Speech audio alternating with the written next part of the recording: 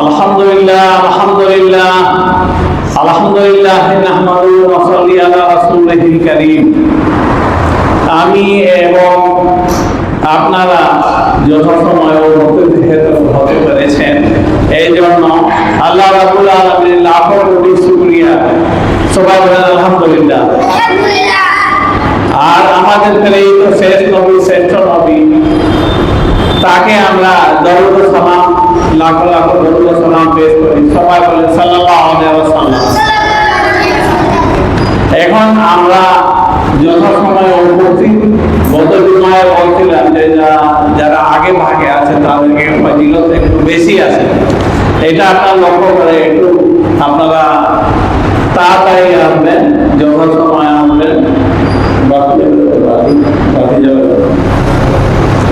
আর আমি বলছিলাম যে মেন আমাদের কর্তব্য হলো আল্লাহ রাব্বুল আলামিন আমাদেরকে দুনিয়াতে পাঠিয়েছেন, সাথে কোরআনুল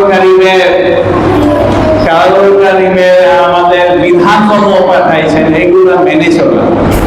এখন দেখা যাচ্ছে বিশেষ করে আমরা খুবই মুসলিম জাতি সারা পৃথিবীর দরিদ্রের মধ্যে দরিদ্র, মানে অর্থনৈতিক খুবই আমাদের দুর্বল, মানে অর্থনৈতিক দিয়ে দুর্বল, ওই জন্য আমাদের পশ্চিমাদের মুখাপেক্ষি হয়ে আমরা থাকতে হচ্ছে।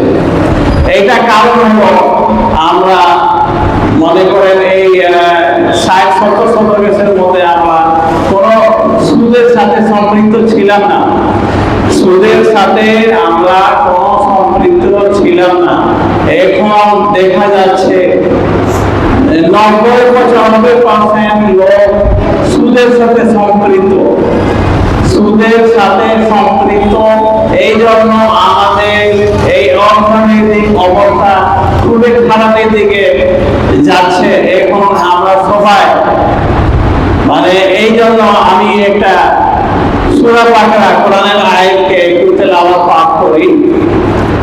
এই সূরা বাকারা 275 নম্বর আয়াত, আল্লাযীনা ইয়াকুলুনা রিবা লা ইয়াকুমুনা ইল্লা কামা ইয়াকুমু আল্লাযী ইয়াতাখাব্বাতুহু শাইতানু মিনাল মাস, যালিকা বিআন্নাহুম ক্বালু ইন্নামাল বাইউ মিসলার রিবা ওয়া আহাল্লাল্লাহুল বাই'a ওয়া হারামার রিবা। এর অর্থ হলো যারা সুদ খায় তারা সেই ব্যক্তি কত দণ্ডায়মান হবে, মানে কিয়ামতের দিন দণ্ডায়মান সেই কাতারে দাঁড়াবে যাকে শয়তান স্পর্শ দ্বারা পাগল করে দিয়েছে। মানে যেরকম পাগল জিনে ধরে, ভূতে ধরে পাগল মতো ওই কাতারে তাকে দাঁড় করানো যারা সুদ খায়, সুদে যাতে সম্পৃক্ত। ইহা এই জন্য যে তারা বলে বেচা কিনা তো সুদের মতো, বেচা কিনা সুদের মতো। ওই জন্য আল্লাহ রাব্বুল আলামিন এখানে পরিষ্কার ভাবে করে দিয়েছেন যে বেচা কিনা সুদের মতো না। এই জন্য এর মধ্যে অথচ এর অর্থ এই আরবি হলো আহাল্লাহুল বাই'a ওয়া হারামার রিবা, অথচ আল্লাহ বেচা কিনাকে বৈধ ও সুদকে অবৈধ করেছেন। মানে আল্লাহ রাব্বুল আলামিন বেচা কিনাকে হালাল করেছেন আর সুদকে হারাম করেছেন। এরকম অনেক কয়টা আয়াতের মধ্যে সুদের ব্যাপারে মানে আল্লাহ রাব্বুল আলামিন সাবধান করে দিয়েছেন। কিন্তু আমরা কোনো না কোনো নামে, কোনো প্রতিষ্ঠানের নামে, এনজিও নামে বা ব্যাংকের নামে আমরা সম্পৃক্ত হইতেছি। আর এখনো আমরা অনেক লোক দেখা যায় সুদের সঙ্গে সম্পৃক্ত। এটা খুবই গুনাহ। এটা আল্লাহ রাব্বুল আলামিন কোরআন কারীমে হাদিসেও বলেছেন, নবী করিম সাল্লাল্লাহু আলাইহি ওয়াসাল্লাম 10 রকমের শাস্তি পাওয়া যাবে।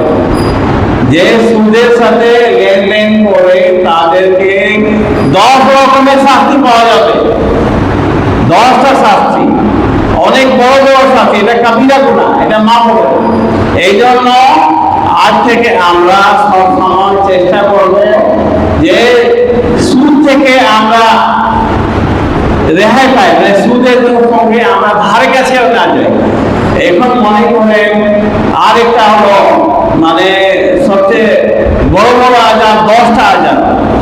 10টা আজাবের মানে আল্লাহ রাব্বুল আলামিনের আজাব মানে হলো মনে করেন কঠিন আজাব।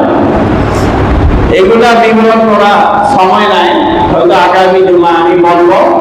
10টা আজাবের এটা সঙ্গে আল্লাহ রাব্বুল আলামিন শাস্তি রেখেছেন অনেক জায়গা, অনেক এক জায়গা কোরআন কারিমে বলেছেন, হাদিসে বলেছেন যে জিহাদ করো। কোন গুনার ব্যাপারে আল্লাহ রাব্বুল আলামিন জিহাদের ঘোষণা দেন নাই, কিন্তু সুদের ব্যাপারে বলছেন যে না জিহাদ করো। সুদের যারা ব্যবসা করে তারা যদি কথায় না শুনে বা শক্তি প্রয়োগ করে, মানে আল্লাহ রাব্বুল আলামিন জিহাদ ঘোষণা করছেন ওর উপরে, কোন গুনার উপরে জিহাদ ঘোষণা, কিন্তু সুদের ব্যাপারে আল্লাহ রাব্বুল আলামিন বলেছেন জিহাদ করো। এখন আমাদের যদি শক্তি বল না থাকে জিহাদ করার, তাহলে আমরা করণীয় হলো তার থেকে মনে একটু তাদের থেকে একটু দূরে থাকা, তাদের থেকে ব্যবসায়িক আদান প্রদান দেওয়ার প্রদান তাদেরকে দূরে থাকা। তখন সে বুঝতে পারবে যে আমি ভুল করতেছি, আমি ভুল করে। যদি আপনারা সেই ব্যক্তিকে যারা সুদের সঙ্গে ব্যবসা জড়িত তাদেরকে আপনি উচ্চ পদে সম্মানিত করেন, তাহলে সে বুঝতে পারবে আমি কোনো গুনাহ কাজ করতেছি না, ভালো করতেছি। সমাজের লোক সমাজ থেকে তাকে ধিক্কার দেন, সমাজ থেকে তাকে ধিক্কার দেন, যেন সে বুঝতে পায়। সে কি বুঝতে পায় যে আমি গুনাহ কাজ করতেছি, আল্লাহ রাব্বুল আলামিনের বিধানকে মানতেছি না, প্রত্যাখ্যান করতেছি, আমি বলতেছি।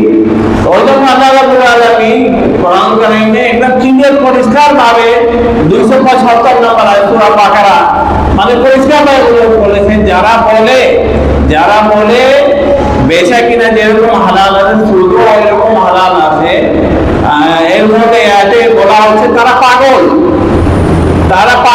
যারা এই কথা বলতেছে, কখনো এই কথা সঠিক নয় যে সুদের মতো ব্যবসার মধ্যে এরকম হালাল, সুদও লেনদেনও হালাল, এটা কখনো সত্য না, এটা সঠিক না। এই জন্য আপনারা আর আমরা মানে শুক্রবারের দিনে একটু আগে ভাগে আসার চেষ্টা করি। এটা মুফতি সাহেব, আমার পরে মুফতি সাহেব বয়ান দিবেন। আর আমরা যেরকম আমি যেটা জানলাম আপনাদেরকে জানালাম, আপনারা জানেন, আপনারাও গ্রামবাসী বা মহল্লায় সবাইকে জানাবেন যে এই সুদের ব্যবসা এটা পুরাটা হারাম, এটা কাবিরা গুনাহ, এর থেকে আমরা দূরে থাকি। আপনি দূরে থাকবেন, আর যারা আপনাদের আত্মীয় স্বজন আছে বা আপনাদের বন্ধু বান্ধব আছে তাদেরকে বলবেন যে সুদের ব্যাপারে যদি আপনারা ওরা বিশ্বাস না করে বলবেন সূরা বাকারা 275 নম্বর আয়াতে একদম পরিষ্কার ভাবে লেখা আছে যে সুদ হলো হারাম, বেচা কিনা ব্যবসা হলো হালাল।